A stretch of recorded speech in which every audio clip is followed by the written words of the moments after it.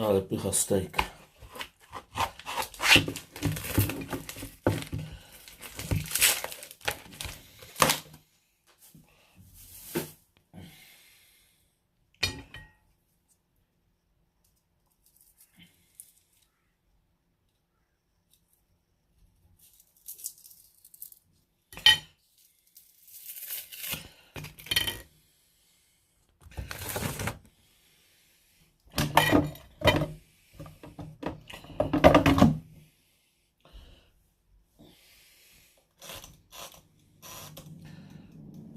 Minut.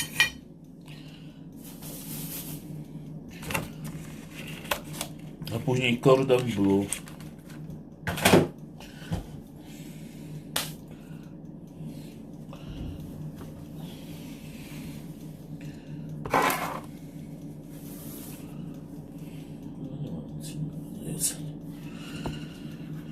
Czekamy.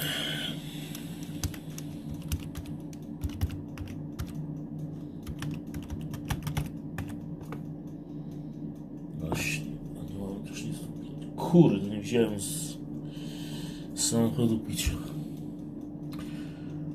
Zioła trzeba robić.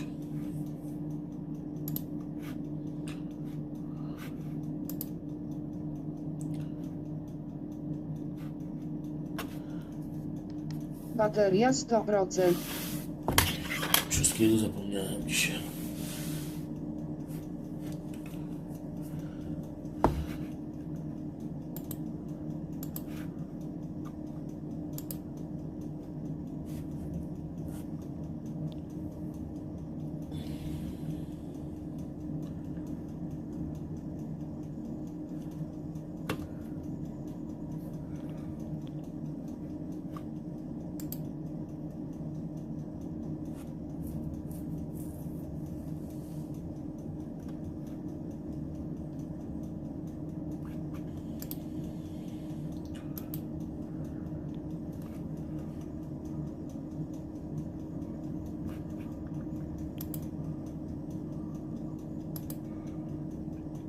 Siema, siema.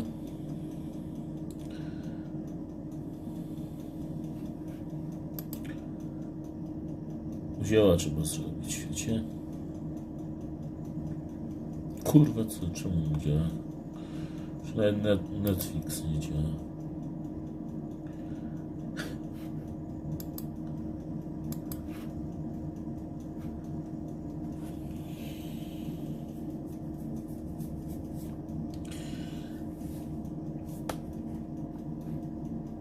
To sam.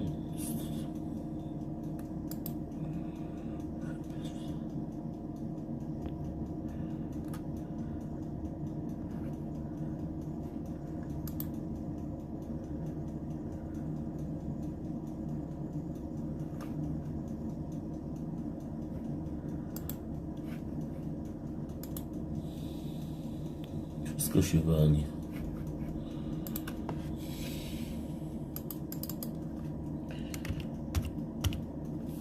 Netflix. Biorę Netflixa, odtwarzaj film i błąd wyskakuje.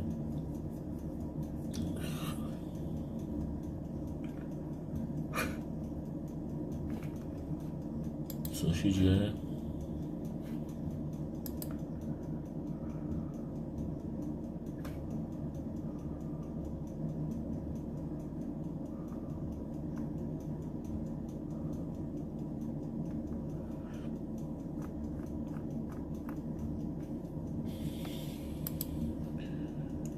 Ja robię lajta.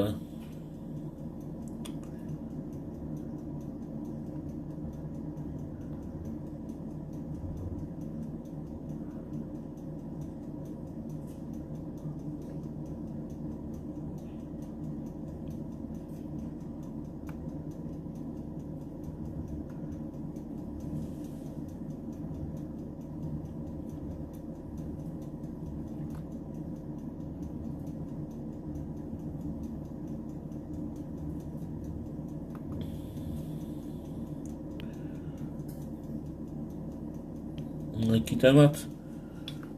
A, Szwajcaria, życie w Szwajcarii.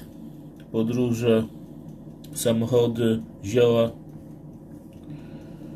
A spoko było dzisiaj.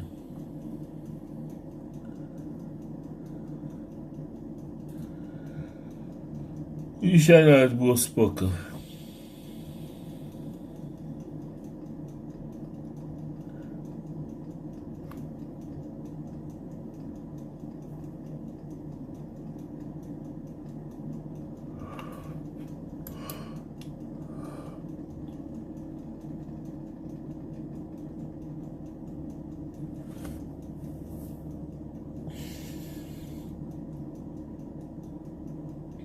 Ja do Włoch.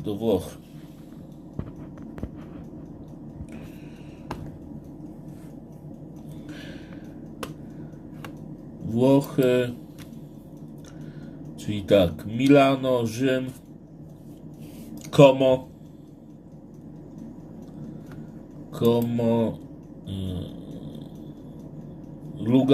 Locarno.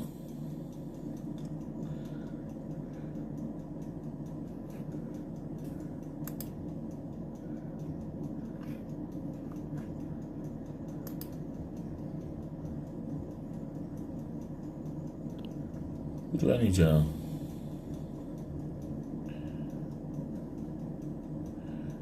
Ja boję się do Meksyku. Chyba nie działa.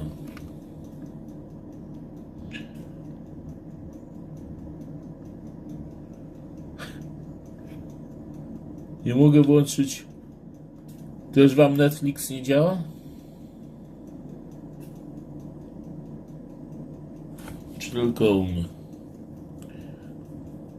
Waga ponad 100 kg.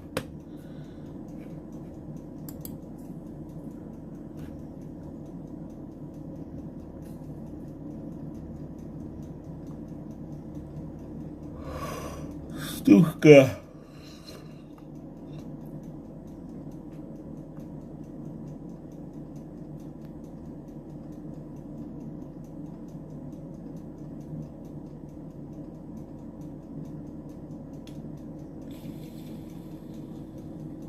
Wpadniesz na matę na trening, ale gdzie ta mata jest? Mógłbym wpaść.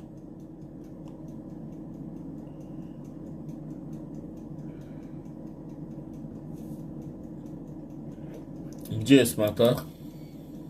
Gdzie trenujecie?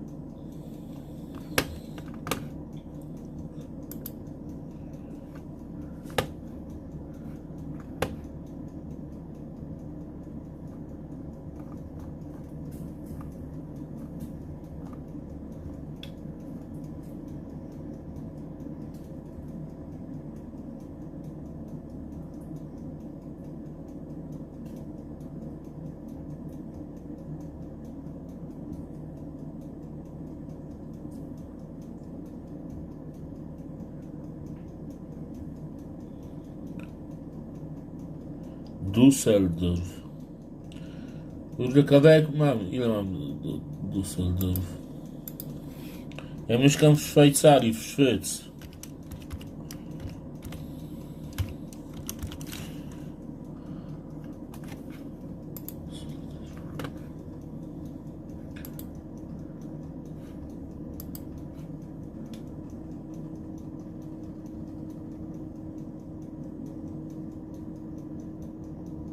No do Düsseldorfu mam 700 km. 658. Raczej nie wpadł.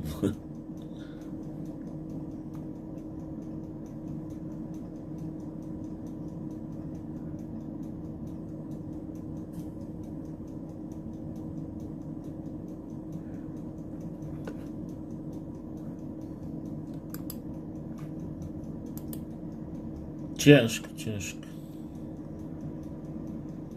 To bym musiał tam nocleg wynająć.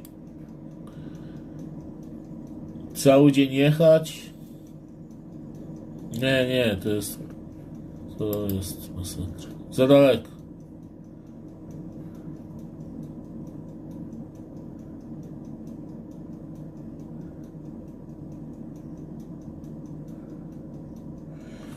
Nie wiem czy u mnie jest klub.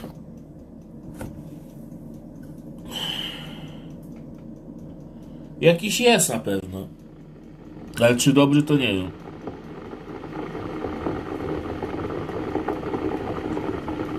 Nie wiem na ile komu coś. Raczej dobrze.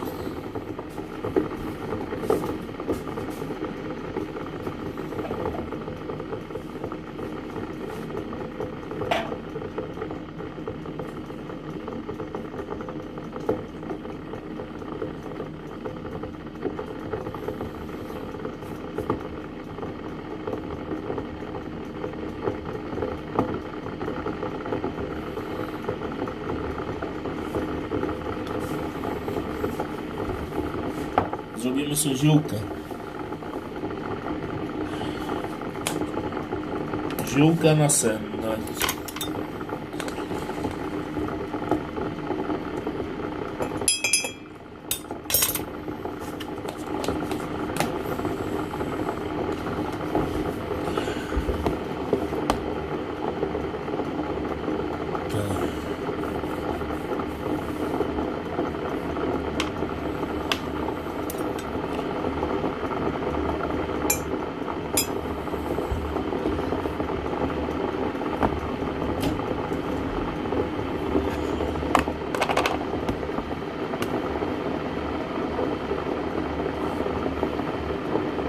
Nie, ja ćwiczę bardziej kalistenikę niż sporty walki.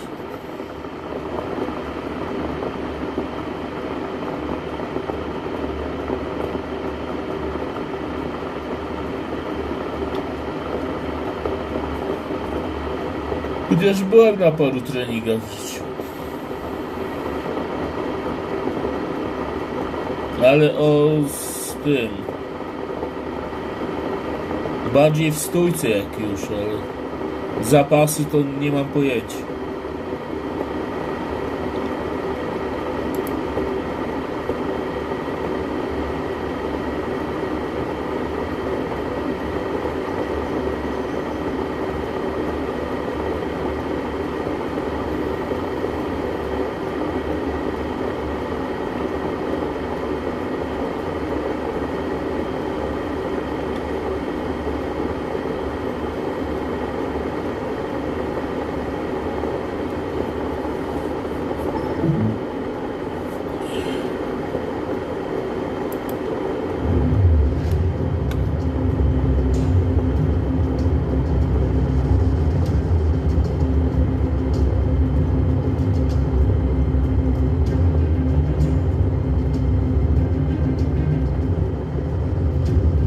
Birkenau was the most infamous and brutal concentration camp in all of Nazi Germany.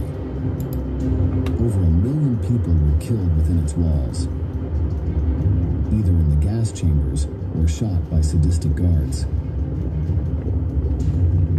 Living conditions were horrendous, with many prisoners perishing from cold, hunger, and disease. The corpses exceeded the capacity of the crematoria that operated day and night, filling the killing center with smoke and ash.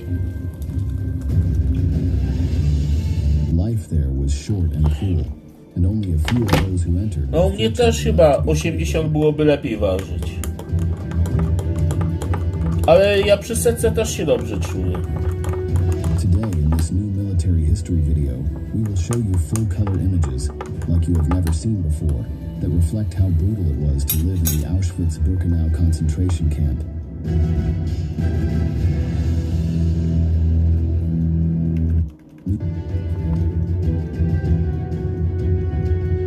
Today, in this new military history video, we will show you full-color images, like you have never seen before, that reflect how brutal it was to live in the Auschwitz-Birkenau concentration camp.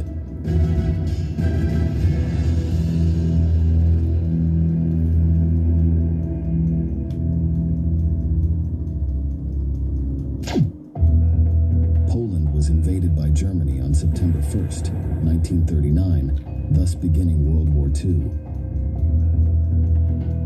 Within a month, the Nazis had swept away the defenders, and by October 6th, the entire country was under their control. Tens of thousands of soldiers were made prisoners of war, and civilians imprisoned by the Germans were also taken. These included politicians, intellectuals, journalists, artists, and many more who formed the elite of the nation's society. But now the Germans were faced with a dilemma. They needed a place to house them until they decided what to do with them. Near the town of Oswiecim, or Auschwitz in German, were barracks that had previously been used by Polish forces. There, the Nazis found the perfect place to establish the infamous concentration camp where millions of people would be murdered. Die Wissenschaft hinter Ale dzięki za zaproszenie. Może w przyszłości kiedyś wpadnę tam. Ale to tak musiałbym mieć więcej wolnego, bo na weekend to jest ciężko. But at the intersection of railroad tracks, which would facilitate the transportation of people. The first center built was called Auschwitz I, which had 22 one- or two-story buildings inside. Initially, about 700 Polish prisoners were sent there. But as the months passed, as the Nazis increased their conquests across Europe, more and more men and women were transferred. The camp was overwhelmed, so the German guards put the new arrivals to work. The number of buildings was expanded, and in those that only had one floor, an additional floor was added. The working conditions were brutal, with little food and almost no time for rest. The German guards, all members of the cruel SS, frequently tortured the weakest, making them work until they fell exhausted. Although the camp had not yet been converted into an extermination center, they did not care if their captives died. On June 22nd, 1941, Germany invaded the Soviet Union, and within a few months, they conquered hundreds of kilometers of territory, along with all the people who lived there. Hitler, he saw world Jewry as a threat to the German race. Right, Hitler's thinking about this in terms of biology. He also sees communism as a threat to Western civilization. And from Hitler's perspective, and many of those in the Nazi leadership, Jews were behind the Soviet threat. The Jew equaled a Bolshevik, so he was able to destroy the Soviet Union. He could kill two birds with one stone. Due to the invasion, the Nazis again had thousands of prisoners to be imprisoned, and many of them were sent to Auschwitz. The population of 700 had, in just 1 year, grown to approximately 11,000. Not only were there Poles now, but also Jews, Slavs, Roma, communists, and many others, branded by the Nazis as inferior and subhuman. In October 1941, construction began on Auschwitz II, better known as Birkenau. The Germans intended that this new facility would be able to house over 30,000 people. Again, prisoners were used for the construction. Much of the work was done during the harsh Polish winter. Prisoners were forced to sleep in the barracks as they were built, and because the roof was the last thing to be put on, they had no protection from the merciless weather. Weakened by months of terrible conditions, many did not survive the cold. Exhaustion, hunger, and beatings by the Germans killed several others. The German murder machine was beginning to oil its gears, so in addition to the barracks, 4 gas chambers were built that would be used for a dark purpose.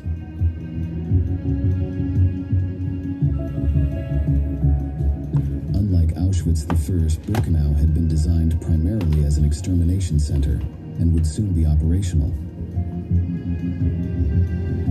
At the beginning of 1942, Adolf Hitler and the rest of the Nazi leaders began to discuss the best way to consolidate their macabre plan.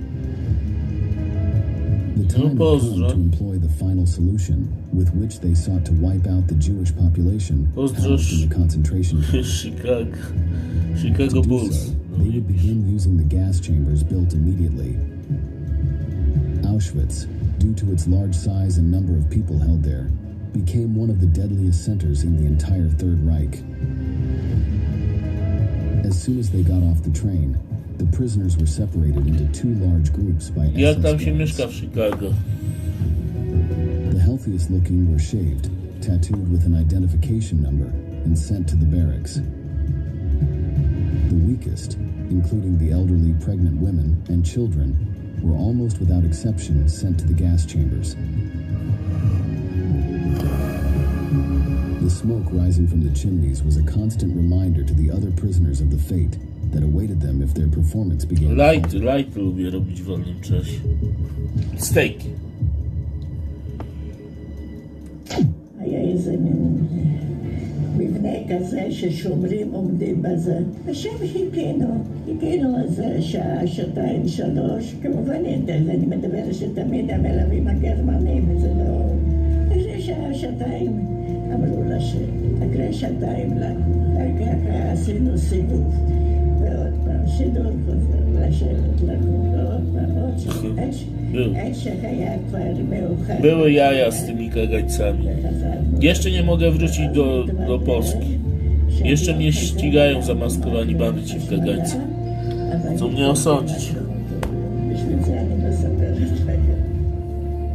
The woman we just heard about was saved from a terrible death. But she had to remain a prisoner in this camp, where life was an endless agony. The barracks where they slept had been designed for 700 prisoners each, but with the constant flow of new captives, they ended up piling up many more, almost twice as many as planned. Some buildings did not even have beds, and there were only straw mattresses where fleas and other pests abounded. Sometimes, even that was missing, and the only option was to sleep on the hard, cold floor. The coal stove was not enough to heat the place. Many died due to these brutal conditions. The prisoners were awakened early by the guards, before the sun came up. Already at 5 in the morning, they had to be up for their breakfast. This consisted of an infusion of herbs or water boiled with grains as a substitute for coffee. It is not known what the origin was, but it was so bitter that many could not stomach it or refused it, even if it was one of the few meals offered. If they were lucky, they might be given a piece of bread. Then the SS men would take them out of the barracks to form lines for roll call. If someone took longer than allowed, or if the count did not add up to the expected number, this procedure could sometimes last for hours. It did not matter if it was raining or snowing. It was another time when the sadistic Germans could torture their prisoners. There were times when some people, so weakened by all their experiences, died during roll call, falling exhausted to the frozen ground. This, far from ending the matter, only made it last even longer. When the Germans were finally satisfied, they ordered them to march to their work detachments. Many worked making war products, such as vehicle parts or weapons. Others were employed by companies such as Bayer, Siemens, and IG Farben to increase their wealth. In fact, Auschwitz III, also called Monowitz, was built by the latter company to create synthetic rubber. This and other companies took advantage of slave labor, paying the Nazi government to employ the prisoners. Many were also used to expand the concentration camp, which always needed to house more captives, or in the coal mines outside the camp.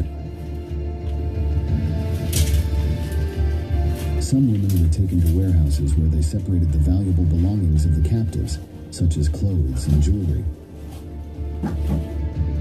Although they were theoretically sold to provide funds to the government, many of these items were appropriated by the guards as gifts for their wives. Work days could last 11 hours or more. Any mistakes made were often brutally punished by the guards, either by taking away lunch, beating them, or even summarily executing them.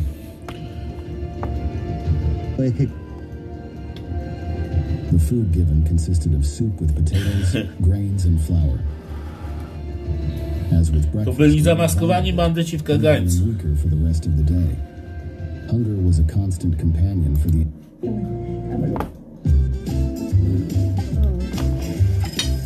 Dein Alltag ist hart, wenn du nicht richtig kannst schnaufen. Zum Glück befreit der Schnupfen Plus die Nase innerhalb von wenigen Minuten. Schützt und pflegt die Nasenschleimhaut. Aufschnaufen, aufleben mit Otrivin. Dies ist ein zugelassenes Arzneimittel. Lassen Sie sich von einer Fachperson beraten und lesen Sie die Packungsbeilage.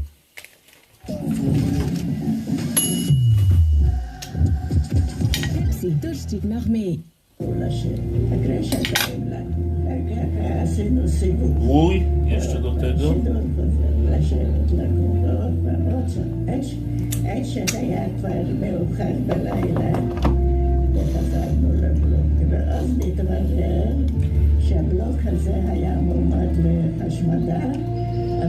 No nic, trenuję, zapierdzielam w robocie. The woman we just heard about was saved from a terrible death. But she had to remain a prisoner in this camp, where life was an endless agony. The barracks where they slept had been designed for 700 prisoners each, but with the constant flow of new captives, they ended up piling up many more, almost twice as many as planned. Some buildings did not even have beds, and there were only straw mattresses where fleas and other Stejki pests robię, abounded. trenuję sobie. Sometimes, even that was missing, and the only option was to sleep on the hard, cold floor. The coal stove was not enough to heat the place. Many died due to these brutal conditions. The prisoners were awakened early by the guards, before the sun came up. Already at 5 in the morning, they had to be up for their breakfast. This consisted of an infusion of herbs or water boiled with grains as a substitute for coffee.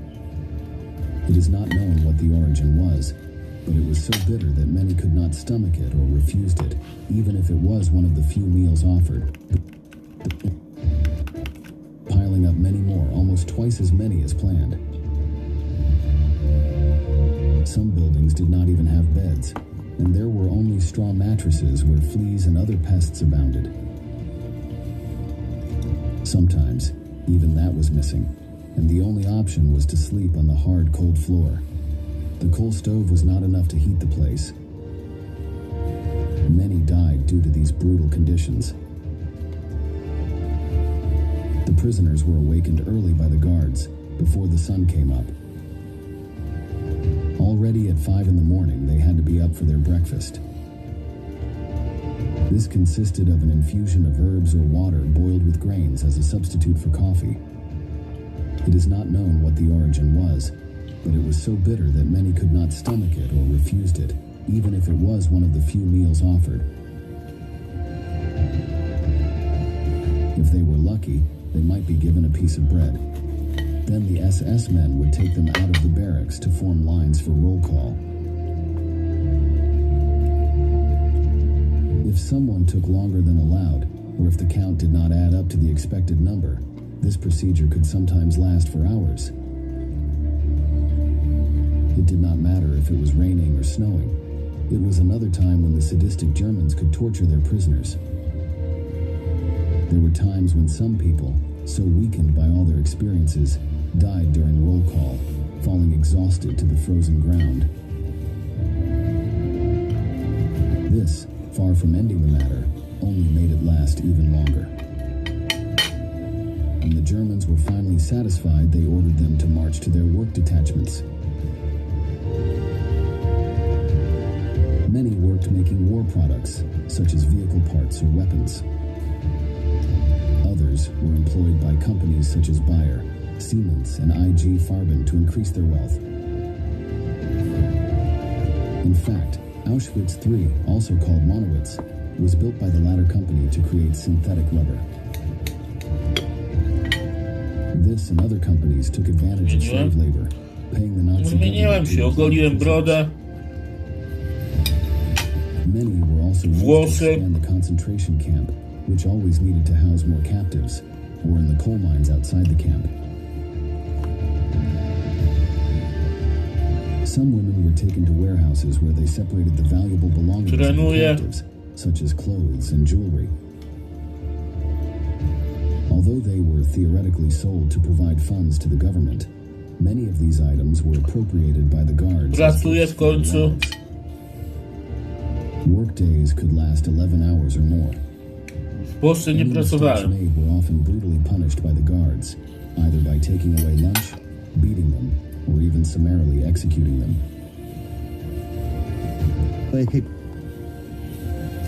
The food given consisted of soup with potatoes, grains, and flour. As with breakfast, many vomited it, leaving them weaker for the rest of the day. Hunger was a constant companion for the inhabitants of Auschwitz, and malnutrition killed almost as many as the gas chambers. Food was brought to us in barrels, wooden barrels. It was a vegetable, heavy, thick vegetable concoction of soup. We were given what you might call a liter of it, one scoop, into a dish, into a bowl. I remember it was a maroon-colored bowl that we always wore. It was hanging from the belt together with a spoon. You didn't dare lose it, because without that you didn't eat. In a place like this, everyone had to think about their own survival. After the workday was over, the prisoners were escorted back to the barracks. Zmiany są dobre, trzeba się zmieniać. They were tasked with carrying the bodies of those who had died during the day to be burned. Dinner was not much better than lunch, consisting mostly of bread, and sometimes accompanied by a small piece of meat or cheese. By mid-1942, the Germans realized that tens of thousands of prisoners were dying from lack of food and were forced to improve these conditions.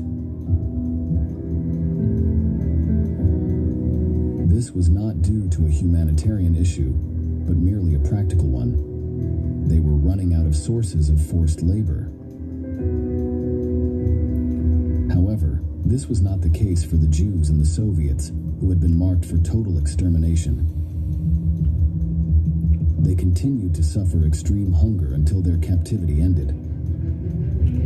By the end of 1942, the final solution was in full operation.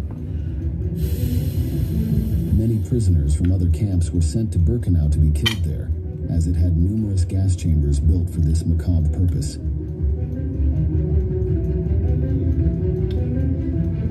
When they arrived, to prevent panic, they were told that the rooms they were sent to were for disinfection. But when the doors were closed, the Germans activated the gas, which was a pesticide called Zyklon B.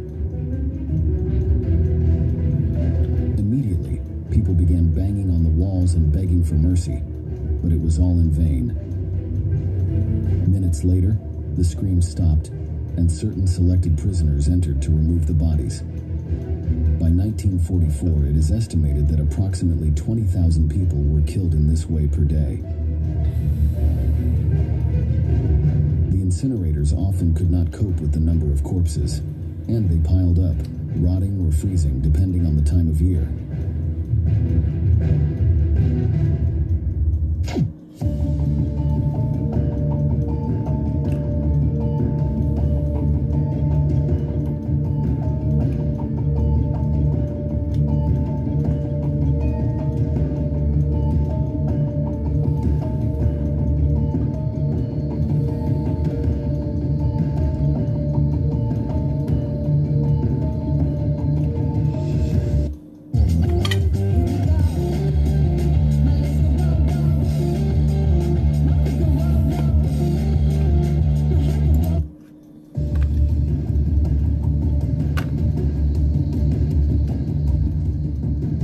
Executions, however, did not only occur in the gas chambers. The guards were given explicit permission to unleash their fury on the prisoners. No zobaczymy, może się The ożeni. slightest infraction was severely punished, and these tortures often ended in the death of the victim. The prisoners barely reacted when a fellow prisoner was shot in the head, as the Germans had accustomed them to such crimes. Within Auschwitz year, Block 11 had been designated solely for punishment. According to reports, having one's hands in one's pockets and daring to ask for a second ration of food were the most common reasons for people being sent there. Within this block, SS men would whip offenders with whips or hang them on metal hooks until they were off the ground. They would even hold their heads inside chimneys, indifferent to their screams of pain. If the prisoner was too weak after his torture, he was sent to the gas chamber without a second thought. Block 10 was another section of Auschwitz designed for sadistic use. This was where German doctors performed their experiments on prisoners who were used as guinea pigs. As well as eliminating those deemed inferior, they also sought to prohibit them from reproducing. Tests were run to find an effective sterilizer. Many women were exposed to high doses of X-rays to test their effect. Many others were injected with dangerous chemicals that would render their wombs incapable of bearing children. Several died in these trials, or were so damaged that they were no longer of any use to the Nazis and were sent straight to the gas chambers. Outside of sterilization, other experiments were also carried out. In Block 10 of Auschwitz, Josef Mengele carried out his dark tests for which he became infamous. Any prisoner with dwarfism or hereditary diseases was sent to a barracks reserved for him, as were the twin brothers. The Nazi scientist was obsessed with these conditions, so he carried out a large number of tests on these people. When he had obtained the information he sought, he would kill them and then dissect them. Tens of thousands entered his laboratory, but only a few survived. One day I became extremely ill after a visit to the lab, and I was taken to a barrack that was filled with practically living dead. So there you are, a living dead person, knowing it. Well, Mengele came in every morning and every evening, twice a day, with 4 other doctors. And he declared, very sarcastically laughing, "Too bad, she's so young. She has only 2 weeks to live." Right in front of you. Right in front of me. Of the 3,000 twins Mengele experimented on, only 150 survived until the camp's liberation. The woman we hear about was one of the lucky few. The Auschwitz chambers continued to operate until October 1944, murdering tens of thousands of people every day. But the Nazis knew they did not have much time left. The Soviet Red Army was rapidly approaching Poland, having put the Germans on the run the previous year. SS guards, anticipating that Hitler would lose the war, did not want any evidence of what had happened in the concentration camp to remain. The chambers and crematoria were demolished, along with many of the barracks and high-ranking officers' offices. All records of arrivals, executions, and torture were destroyed. But hundreds of thousands of prisoners were still alive. Some Germans wanted to kill them, but others still saw them as labor, or even as hostages to negotiate with the Soviets or the rest of the Allies. It was thus decided to transfer the captives into the interior of the Reich, to place them in other concentration camps. Anybody who couldn't march, couldn't follow, was shot, and the body was thrown on the side of the road. Some of us were very sick, and we didn't know whether we will make it. The Nazis did not have vehicles to move such a large number of people, so transport was done on foot. These death marches, as they were later known, took place in winter, with temperatures dipping below 0 degrees. Thousands of weakened prisoners, who had not eaten well for years and were without warm clothing, died on the way due to the merciless cold. Those who fell too far behind were in turn executed by the Nazis. It is believed that of the approximately 60,000 who were there at the start of the march, about 15,000 fell victim to the weather or gunfire. Auschwitz was liberated on January 27, 1945 by the Soviets. When they entered the camp, only 7,000 prisoners were still alive, most too weakened to understand that they had been liberated from the Nazis. More than 1 million people, including Jews, Slavs, Roma, and others, died there. Because of the staggering number of deaths, it is one of the most famous concentration camps, and an example of the cruelty to which the Nazi regime reached. But despite the Germans' attempts to denigrate them, many of these captives never lost their humanity. They held meetings to celebrate their religion, culture, and festivities throughout the years of imprisonment. They helped each other, sharing food and other goods, even knowing the fate that would await them if they were discovered by the guards. There were even rebellions, which, despite having failed, showed the unbeatable spirit of these people. We have reached the end of the video, and we want to ask you, what impacts you the most about the history of Auschwitz? Leave us your answer in the comments box below. And don't forget to subscribe to our channel to learn about many more military events that left their mark on history.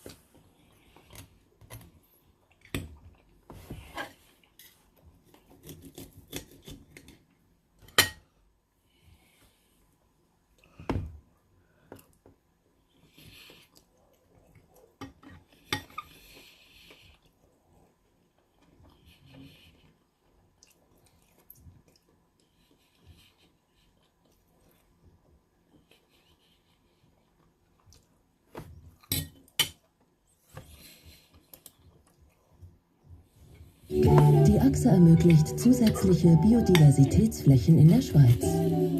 Gemeinsam für mehr Nachhaltigkeit. Setz auch du auf Kurkuma Power mit NU3. Dank Novasol nimmst du das Kurkumin in den Kapseln deutlich schneller auf. Hochkonzentrierte Kurkuma-Kapseln kombiniert mit Vitamin C und D3 für dein Immunsystem. Probiere jetzt das goldene 3-in-1 Trio NU3 Kurkuma Forte. Nur bei nu3.com.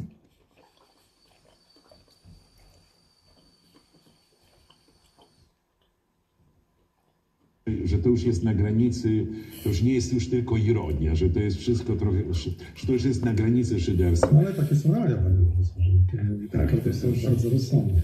Tak, ale zgódźmy się co do jednej rzeczy. Przynajmniej jeśli możemy się zgodzić co do jednej rzeczy, bo możemy pozostać przy swoich odrębnych zdaniach. My nie musimy uzgadniać stanowisk, tak jak to u nas w Polsce jest konieczne. Dopiero akceptujemy tylko te poglądy, które są do zaakceptowania, a te są nie do zaakceptowania. W ogóle nie mamy prawa o nich wypowiadać się, bo będziemy kim? Ruską onucą. Powiem tak, Europa, ta stara, ma chyba świadomość swojej przegranej. Nie chciała się angażować w tą wojnę. Dała się w nią wciągnąć wbrew swoim interesom, wbrew swoim. Drożyzna energii elektrycznej nie jest związana nie jest sukcesem, tylko jest klęską. Wszystkie zielone łady wymyślone tylko po to, żeby przykryć braki surowców energetycznych z Rosji, prawda, że wymyśla się jakąś teorię Zielonego Ładu po to, żeby uzasadnić, dlaczego nie kupujemy, ten Zachód nie kupuje taniego i bezpiecznego gazu z Rosji, bo nie tylko, zresztą ona się kupuje do dzisiaj, prawda, przez Ukrainę, gdzie tam wojna nie przeszkadzała ku temu, więc... 2 steki z łojem. Ale już zjadłem. Ten prawdziwy Zachód ma genialną umiejętność, która jest konieczna w tym świecie, czyli hipokryzji, umiejętność zmiany zdania. Od dzisiaj mam nowe zdanie. Dlaczego? Bo nowe zdanie jest w moim interesie. Jeżeli ktoś zmienia zdanie kierując się swoim interesem i jeszcze w dodatku wygrywa dzięki temu, to znaczy, że jest skuteczny i wypełnia swoją rolę. Ale chyba Zachód, ten stary, to przegrał tą wojnę. On ją przegrał, jak myśmy przegrali.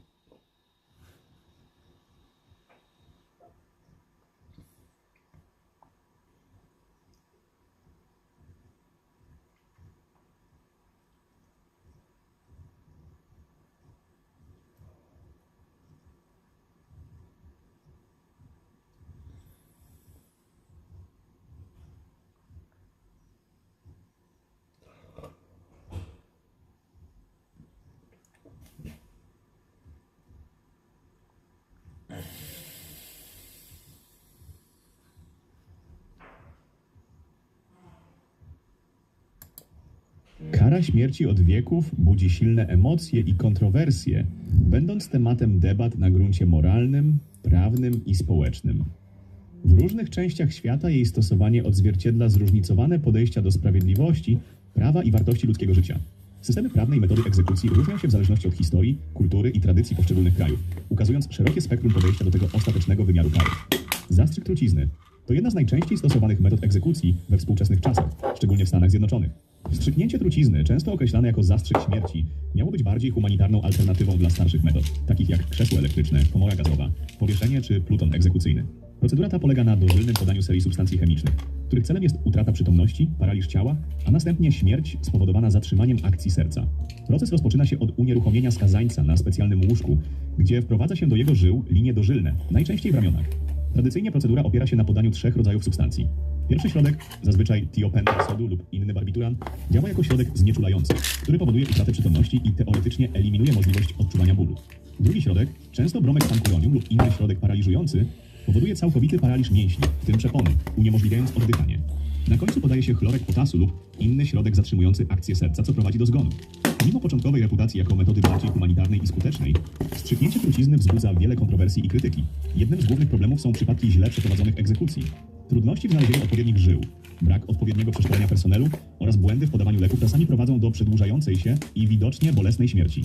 Takie incydenty wywołują dyskusję na temat tego, czy wstrzyknięcie trucizny rzeczywiście spełnia swoją rolę minimalizowania cierpienia. Dostępność i pozyskiwanie środków używanych w zastrzykach śmierci również stały się źródłem kontrowersji. Wiele firm farmaceutycznych, szczególnie z Europy, odmówiło dostarczania leków wykorzystywanych do egzekucji, powołując się na względy etyczne. To spowodowało niedobory tradycyjnych substancji stosowanych w egzekucjach, zmuszając niektóre stany do eksperymentowania z alternatywnymi kombinacjami leków. Warto zauważyć, że choć wstrzyknięcie trucizny jest powszechnie stosowane jako metoda egzekucji, zdarzały się przypadki, w których próba wykonania wyroku zakończyła się niepowodzeniem, a skazaniec przeżył.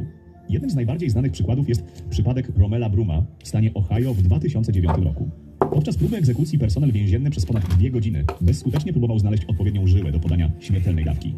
W rezultacie procedura została przerwana, a egzekucja odroczona. Brum został odesłany do celi śmierci. Jednak jego przypadek wzbudził ogromne kontrowersje i przyczynił się do debaty na temat etyki i skuteczności zastrzyków śmierci. Ścięcie To akt dekapitacji, metody egzekucji, który nadal jest praktykowany w Arabii Saudyjskiej. Arabia Saudyjska pozostaje jedynym krajem, który stosuje tę formę kary śmierci. Głównie za poważne przestępstwa, takie jak morderstwo, gwałt, handel narkotykami i czyny uznawane za terroryzm. Egzekucje odbywają się zazwyczaj publicznie, często na centralnym placu po piątkowych modlitwach.